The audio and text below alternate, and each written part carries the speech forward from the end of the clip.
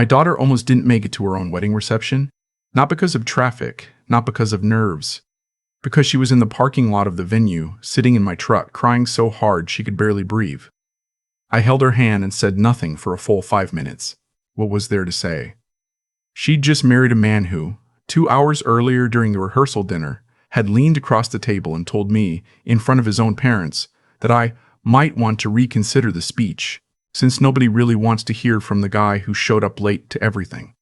I had been late exactly once in my daughter's life, her high school graduation, because I was in the emergency room getting 8 stitches in my forearm after a job site accident. I still made it before they called her name, but I smiled. I folded my napkin. I said, "You're probably right," and I let it go. That was 18 months before everything fell apart. And those 18 months taught me something I wish I'd learned at 30 instead of 62. Silence isn't the same as weakness. Sometimes silence is just patience wearing a disguise. My name doesn't matter. What matters is that I'm a retired electrician from outside Columbus, Ohio. 34 years running wire in commercial buildings, hospital retrofits, the occasional custom home for people who had more money than sense. I retired at 59 with a pension, a paid-off house, and 2 bad knees that remind me every morning I'm not 30 anymore. My wife, the love of my life, passed from ovarian cancer 6 years ago. She went fast, 14 months from diagnosis to the day I drove home from the hospice alone for the first time. I don't talk about that much. There's nothing to say that anyone who's been through it doesn't already know. My daughter. I'll call her my daughter because that's what she is. The whole of her is 31. She has her mother's eyes and my stubbornness, which is either a gift or a curse depending on the day. She met her husband at a conference in Chicago. He was in finance. He wore good suits and had that kind of confidence that reads as competence, until you know the person well enough to see it's really just arrogance in a nicer coat. I'll call him my son-in-law, because I have no other word for what he legally was. His name isn't worth giving. They dated for 2 years. Got engaged. My daughter called me from Chicago crying happy tears, and I sat in my kitchen in Columbus and cried right along with her. That part was real. That part I don't regret. The wedding was beautiful. My daughter was radiant. I gave a speech that made people laugh and cry, and I sat down to a standing ovation from a room full of people I mostly didn't know. My son-in-law shook my hand afterward and said, "Not bad, the way you'd compliment a stranger's parking job." They settled in the Chicago suburbs. Big house, 2-car garage, the kind of neighborhood where everyone has a Ring doorbell and waves to each other from their driveways without ever actually stopping to talk. My daughter had taken a remote position at a healthcare nonprofit. Good work, meaningful work. Not the income her husband brought in, but she loved it. He had made clear, quietly and consistently, that he considered her salary more of a hobby than a contribution. I heard this, not all at once, in small pieces, over phone calls, over the holidays, when she'd trail off mid-sentence and change the subject. You learn to read your child's silences the same way you learn to read their face when they were 4 and trying to hide that they'd broken something. I knew something was wrong. I didn't know how wrong. The invitation to spend the summer came from my daughter, not from him. She called on a Thursday evening in late April and said she thought it would be good for me to get out of Columbus for a while, that the guest room was empty, that she missed me. I said yes before she finished the sentence. I drove up the first weekend of June with my truck loaded with tools I didn't need and a cooler full of food I'd made because I can't show up anywhere empty-handed. That's just who I am. My son-in-law shook my hand at the door with the grip of a man performing a greeting rather than actually giving one. "Good to see you," he said, in the same tone you'd use for a contractor who's shown up to fix the dishwasher. The first week was fine. Uneasy, but fine. I fixed a porch railing that had been loose for God knows how long, resealed the driveway, replaced 3 electrical outlets in the kitchen that had been wired incorrectly, a thing that made me wince professionally, but I kept that to myself. I stayed out of his way. I cooked dinner twice and was thanked once, briefly, by my daughter.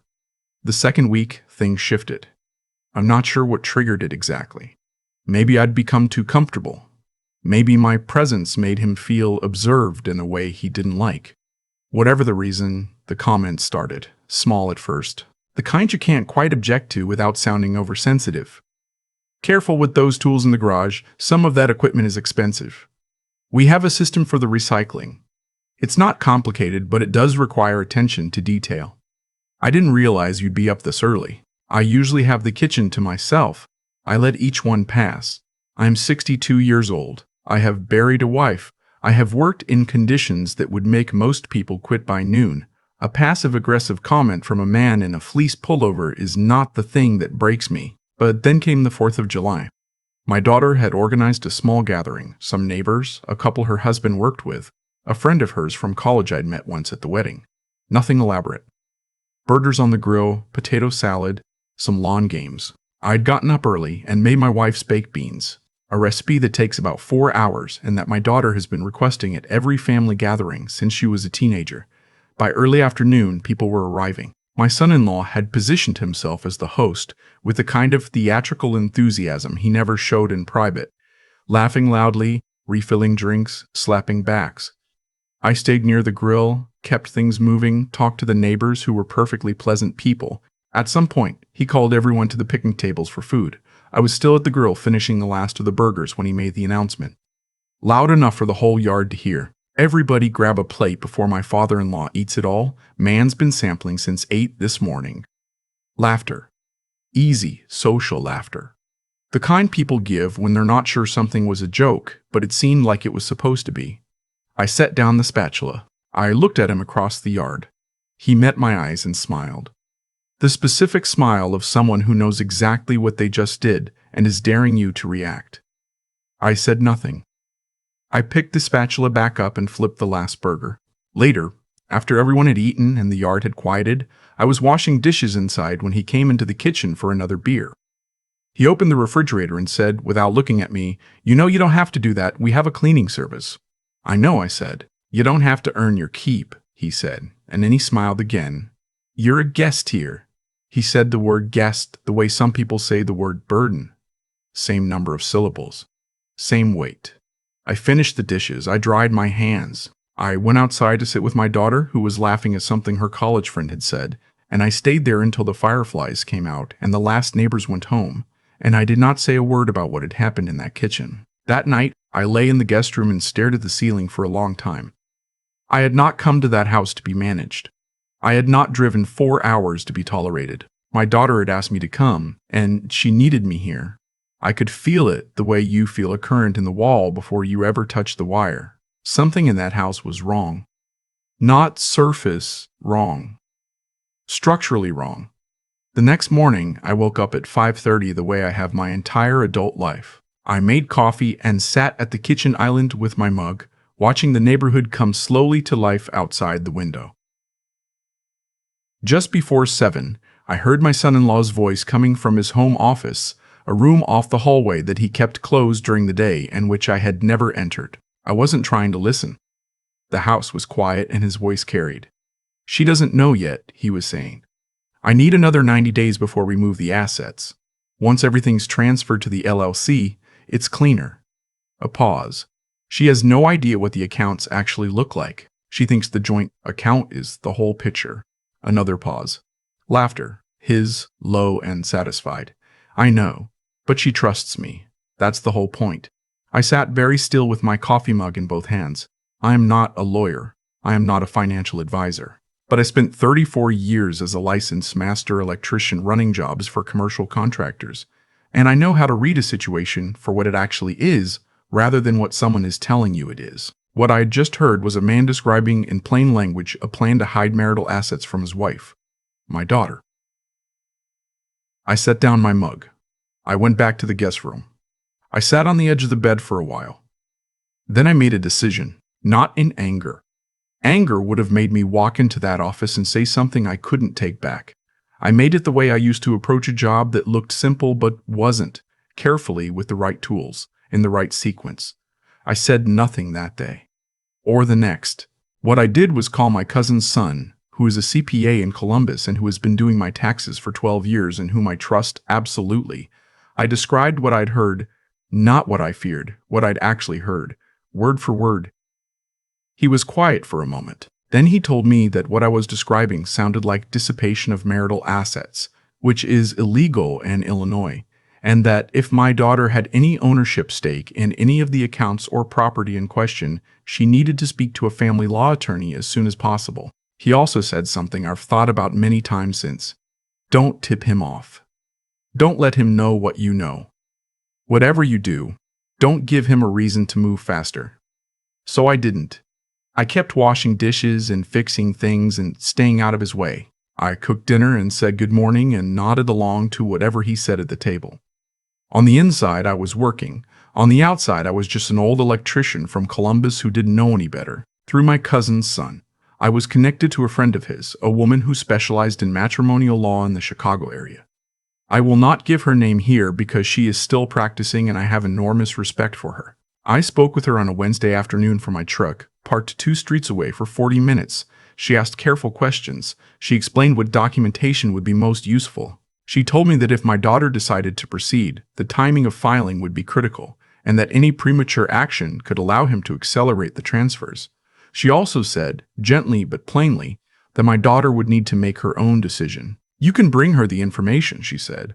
But she's the client. This has to be her choice. I knew that. It didn't make it easier. The 3rd week, my son-in-law became more comfortable in his contempt. I think he had decided by then that I was simply not a threat. An old man on a fixed income, staying in his guest room, useful for minor household repairs and not much else. He stopped pretending at the dinner table. Started interrupting my daughter mid-sentence to correct her figures, her phrasing, her recollection of events she'd actually been present for. Started referring to her job as the volunteer work when his friends were around, always with a chuckle that invited the room to share the joke. She'd laugh a little, deflect, redirect the conversation. I watched this and kept my face very still. The morning of the last Saturday in July, I was in the backyard with my coffee when he came out and found me there. He stood on the deck above me, looking out over the yard, and without any particular preamble said, "So what exactly is the plan here? When do you head back to Columbus?" "I hadn't set a date," I said. "My daughter invited you for the summer." He said it like a correction. Summer's winding down. I looked up at him. The morning light was flat and bright. He had his arms crossed. "She invited me," I said, "not you. And I'll leave when she tells me to." His jaw tightened. Not much. He was too practiced for that. But enough. "I'm just saying," he said. "It might be time to start thinking about it." He went back inside. I finished my coffee. That afternoon, my daughter and I went for a drive. She'd suggested it casually at lunch, but I knew her well enough to know she had something she wanted to say away from the house. We ended up at a forest preserve about 20 minutes west, the kind of flat Illinois landscape that I've never quite gotten used to coming from the hills of central Ohio. We walked the path along the pond for a while without talking. Finally, she said, "He asked you about leaving, didn't he?" It wasn't a question. "This morning," I said. She stopped walking. She looked out at the water. "Dad," she said, "I need to tell you something. And I need you to not react. Can you do that?" "I've had a lot of practice," I said. She told me about the separate credit card she'd discovered 3 months ago. The one that had a billing address she didn't recognize. The one she brought up to him and been told was, "For work expenses it's complicated, I'll explain later."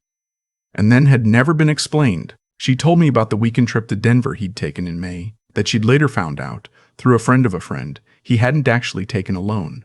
I listened without interrupting. This is one of the harder things I've learned in my life. When to speak and when to be the person someone needs to speak to. When she finished, the pond was very quiet. A heron was standing in the shallows about 40 yards away, absolutely motionless.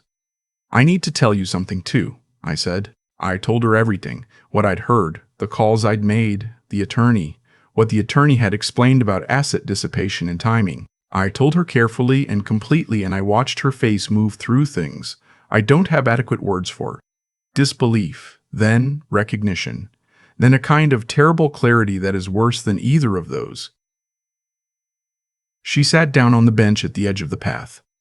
I sat next to her. We stayed there for a long time. She said, "I thought I was imagining it." "You weren't," I said. "I thought I was being paranoid." "You weren't that either." She put her face in her hands. I put my arm around her. The heron lifted off from the shallows and crossed the pond in one long, smooth arc and disappeared into the trees on the other side. "What do I do?" she said. That's your decision, I said, but I can help you make it with the right information, and I can be here while you make it. She nodded into her hands. I already have the attorney's number, I said. She's good. She's been waiting for your call. My daughter laughed, just a small, broken, exhausted sound, and looked up. You planned this. I prepared for it, I said. There's a difference. She called the attorney 2 days later. She made the call from my truck, parked in the lot of a Trader Joe's 3 miles from the house. I waited on a bench outside with a coffee and a newspaper I didn't read. What followed I will describe simply because the details belong to my daughter and not to this story. She retained the attorney. The attorney's office issued a formal discovery request that effectively froze the contested accounts before any further transfers could be completed. The LLC structure my son-in-law had been setting up turned out to be less sophisticated than he believed. Assets that he'd begun moving had left a paper trail that a forensic accountant was able to reconstruct in a matter of days. In Illinois, dissipation of marital assets in the 2 years prior to separation is actionable. The timeline worked in my daughter's favor. He retained his own attorney. There were negotiations. I was not present for any of them, which is appropriate. What I know is what my daughter told me. That when his attorney saw the documentation my daughter's side had assembled, the conversation about settlement became considerably shorter. I left for Columbus in mid-August, 2 weeks earlier than I'd originally planned. My daughter walked me out to the truck, and we stood in the driveway for a while without talking. The neighborhood was quiet. Someone 3 houses down was mowing. The sky was the pale, washed-out blue of late summer. I don't know how to thank you, she said. You don't need to thank me, I said. You did the hard part. I didn't do anything. You made the call, I said. You asked for help. You stayed. She hugged me for a long time. I hugged her back. She's been taller than her mother since she was 15, but she still puts her head on my shoulder the same way she did when she was small, and I held that for as long as she needed. I drove home to Indiana in the early afternoon. Flat land and big sky, the radio going quietly. I stopped in Lafayette for gas and a bad cup of coffee that I drank in the parking lot standing next to the truck, because I needed to be outside for a minute. A man at the next pump nodded at me. I nodded back. That was the whole of it. I got home to Columbus around supper time. The house was the same as I'd left it. A little stuffy, mail on the porch, the begonias I'd planted in May doing better than I expected. I opened the windows and put the mail on the counter and stood in my kitchen for a moment in the quiet. I thought about the morning at the kitchen island with my coffee. What I'd heard without trying to hear it. What I'd done and not done in the weeks that followed. I thought about my wife. She had been the intuitive one. She would have known something was wrong about my son-in-law within the first 20 minutes of meeting him. And she would have been right. And she would have handled it with a grace I have never possessed. I handle things more slowly, more methodically, more like wiring a circuit than reading a room. But I get there. The divorce was finalized 4 months later. The settlement was fair to my daughter, more than fair, actually, given what the discovery process turned up. She kept the house, which she decided to sell and use as the foundation for something new. She's back in Columbus now, closer to me, and the nonprofit hired her full-time in a position she'd been quietly angling for since before any of this happened. She's tired. She's figuring things out. She's okay. Last Sunday she came over for dinner.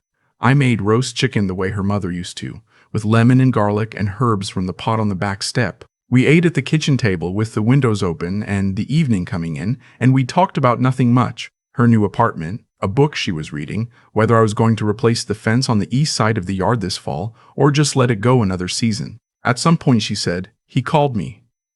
I looked up from my plate. "Just once," she said. "Last week, I didn't pick up." "Good," I said. She nodded, looked at her chicken. "He left a voicemail." I deleted it. "Also good," I said. She smiled. "So good," I said.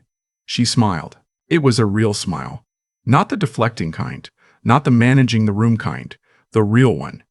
The one she's had since she was 4 years old and figured out that she could climb the big oak in the backyard without any help from me. I refilled her water glass. She asked if there was more chicken. There was. There's always more. That's the job. You do the job. You stay in the room, you listen when they talk, and you shut up when they need silence, and you show up with tools when something needs fixing, even if nobody asked you to. You let the contempt go past you without letting it into you. You wait for the moment when what you know becomes what's needed, and then, When it's time, you make the call. Not for revenge, not for satisfaction. For the kid who is your only connection to what remains of your family. For the kid who learned to climb trees without any help and then, one day, needed a hand getting back down. You hold the ladder, that's all. You hold the ladder, and you let them do the climbing themselves. I've been asked a few times, since everything settled, whether I feel good about how it all turned out, whether there's satisfaction in it. Honest answer, not the kind people expect. There's no part of me that celebrates what happened to my son-in-law. I'm not wired that way. And I think people who feel genuine pleasure at another person's collapse, even a person who earned it, are carrying something they should probably look at. What I feel is closer to relief. The quiet kind. The kind that comes after a long job is finally done right. What I've thought about more is the mechanics of it. Not the legal mechanics, the human ones. The way contempt works. The way it grows when it isn't challenged, when the person on the receiving end keeps absorbing it quietly, keeps adjusting, keeps making themselves smaller to keep the peace. My son-in-law didn't start out saying the things he said to me in that kitchen. He started out with a rehearsal dinner comment, a small thing. And when that landed without consequence, he took another step. And another. That's how it always works. The person doing it is testing, constantly testing, and what they're testing for is the limit. They're asking, how much will you take? The answer I gave him eventually wasn't a confrontation. It wasn't a scene. It was a phone call from a truck in a Trader Joe's parking lot. It was a spreadsheet of account transfers. It was a forensic accountant in a downtown office building going through records for 4 days and finding exactly what he'd tried to hide. That's the thing about people who operate on contempt. They believe that because they see others as lesser, those others aren't paying attention. He thought I was just an old electrician from Columbus who didn't know how the world worked. He forgot, or never bothered to learn, that a man who spent 34 years diagnosing problems inside walls that nobody can see might be reasonably good at figuring out what's hidden. My daughter did the hard part. I want to be clear about that.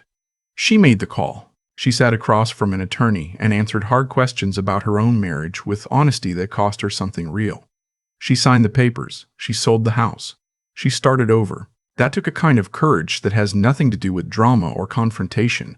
It's quieter than that and much more difficult.